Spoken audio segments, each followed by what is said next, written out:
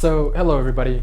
A lot of people are wondering, what's the difference between Safex Cash and every other cryptocurrency in the entire, ecosystem? And I can tell you, there's a very significant difference between every single cryptocurrency on the market and Safex Cash. And I have here a copy of the blue paper, and I'll flip over to page 3, where we discuss the money supply of Safex Cash. Let's step back. Let's look at how we arrived on the money supply of Safex Cash. If you look at Bitcoin, you have over here is a graph, right? And we have time and we have number of coins. So most cryptocurrencies, especially Bitcoin and especially absolutely every single coin on a market, they have an emission curve that's very similar to this. So you have the majority of coins coming out in the beginning stages of the cryptocurrency's existence. And this is actually the time when the least number of people are in the game. There's the fewest number of miners, there's the fewest number of buyers, fewest number of users are in the beginning time of the cryptocurrency. So think about it. Think about the euro, think about the dollar, think about the yen. If for example, the US dollar was emitted, half of the supply of money was distributed in the first years,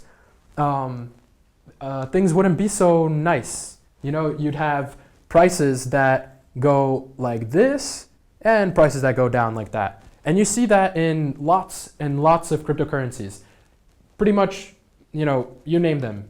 EOS, Bitcoin, Ethereum Classic, Bitcoin Cash. You look at every single cryptocurrency on the entire market has the same model and the same kind of pump and dump kind of element to them. So Safex Cash is different. And so there are two graphs here in there are two graphs on the blue paper. And the top one is the emission curve. So this one was Bitcoin's. So Safex emission curve is something more like this. It starts off slow, accelerates, and then levels off. So you could see how in the beginning there's not so much coins being emitted. Now let's look at one more graph that will really kind of paint the picture why things are the way they are. So basically, the way adoption of technology occurs is through what's called diffusion of innovation. And I'm sure most of you people who are watching this video right now, you're looking in cryptocurrencies and you'll already notice this graph, and it's diffusion of innovation. And the diffusion of innovation is pretty much like this, where you have the early people, the early adopting people, but a little bit later after the enthusiastic earliest people. Then you have majority of the early people, and then you have laggards and everybody after the fact, after majority of adoption. And this is time, and this is number of people. And it's related to growth. So, by now 50% of people who would adopt this technology have adopted it by this part of the curve. So now if we overlay the emission of cryptocurrency, and if we look at Bitcoin, for example, Bitcoin has something like this. So by the time that the majority of people have adopted Bitcoin, all of the coins are dropped on everyone in the beginning. So in the beginning is, it's not the whole ecosystem is established in the beginning. The entire ideas, the way that this thing will unravel is not determined in the beginning. And so why would we distribute all the coins in the beginning? Because you get these kind of problems like, for example, in Bitcoin, you have something like 90% of people holding, 90% of the coin being held by 1% of the population who is participating in that network. And what it does is it stifles the ability for people to adopt it later, because practically all these cryptocurrencies are saying the next Bitcoin. So think about it. People don't want to get into Bitcoin because they feel they're late. So why would you get into any other cryptocurrency that has a similar emission model? So now let's look at Safex Cash. And so it's the same kind of same rate of adoption. You have This is the normal distribution of adoption. And now if we overlay this is Safex, and this is Bitcoin and others. I mean, there's even worse. I mean, Ethereum, the curve starts like this. You know, it starts up here. You have like, the network didn't even start yet, and all the coins are automatically manifest. So Safex Cash, so this is the adoption.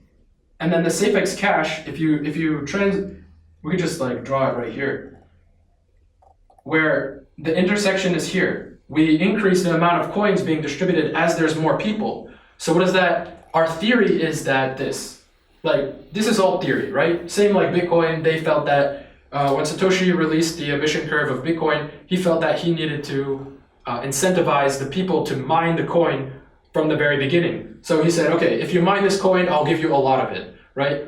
It's been 10 years since Bitcoin began mining, right? We know cryptocurrency is worth it. We know proof of work is a good model for maintaining a public blockchain. And so we don't need to repeat the same mistakes as Bitcoin did, right?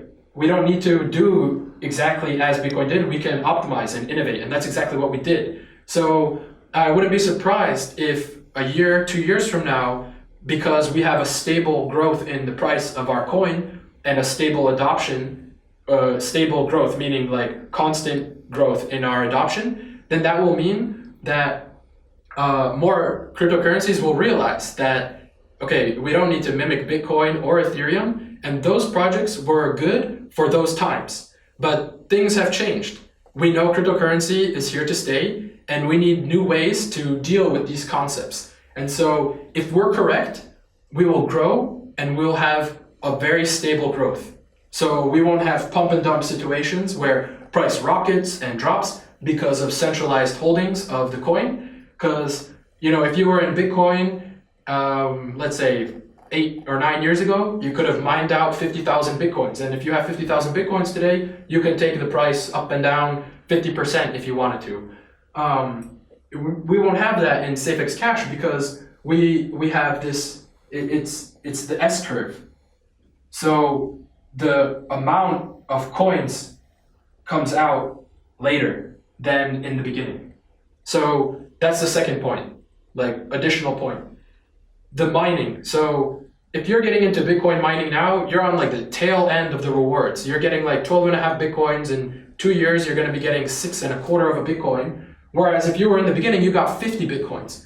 Safex Cash, if you're mining right now, you're getting 30. And every year, you're getting more coins for your mining until there's a peak. And then it'll start to decrease. So actually, the incentive is to continue to mine and reinvest your profits back into mining more, because the next year there'll be more coins to go after.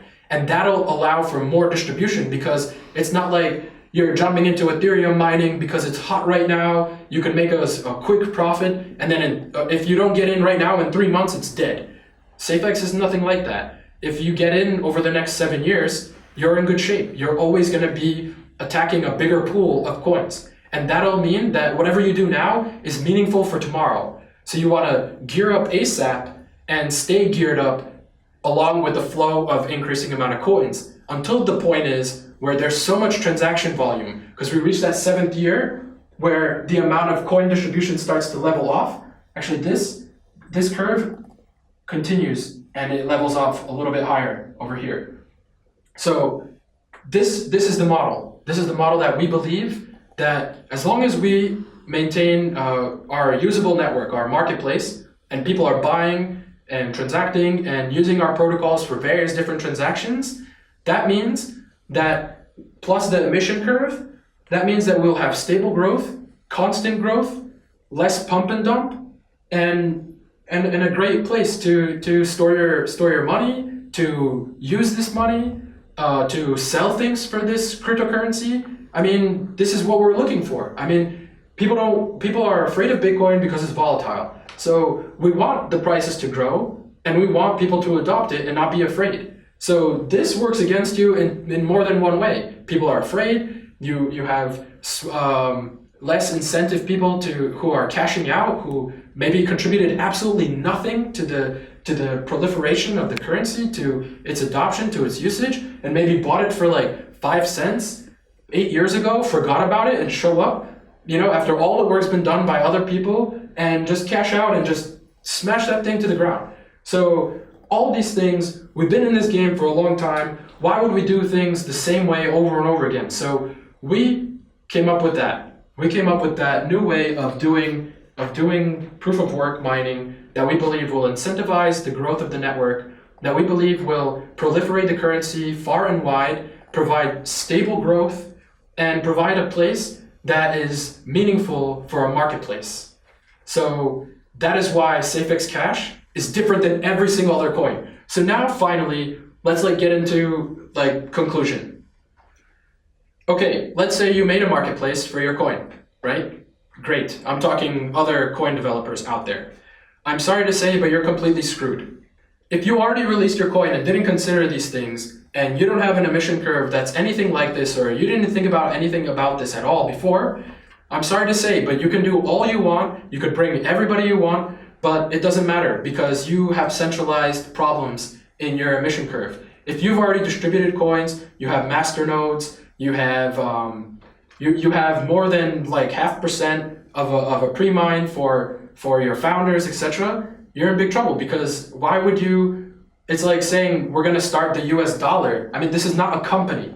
This is cryptocurrency. I mean, the key word is currency. If you started the US dollar and you said, I'm going to print for myself 12.5% of all the coins, who would adopt that dollar? Nobody. So, the dollar is created fractional reserve banking. I mean, we don't agree with this debt-based money. But the point is that it started out small and it grew with usage. So why would you just dump all your currency from day one and expect that the people are going to adopt it? I mean, you have to really think about it. So no matter what you're doing right now, I'm sorry to say, and if you started your currency and you distributed it this way, then fundamentally you have a flawed currency. I'm sure whatever technology you develop, I'm sure it'll be a very fun ride, but you have to look for the long term. So there's this mentality, get rich slowly, get rich over time. So if we create something of value and we protect it, then later, over time, we will prove that this was the better model, that this was the way to do it.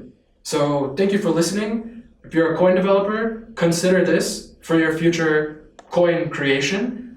And this isn't all. You need the marketplace, you need some kind of value for the people. So I think we did a good job. And if you're still having questions about why is this different than any other currency, drop a comment, write me a message. But if you understood this, let everybody know. I mean, seriously, just start converting all your other coins into the Safex because it's probably the better idea than to keep whatever you have that's centralized. You're praying to God that it's going to go somewhere. It's fundamentally flawed. So just word out there. See you later.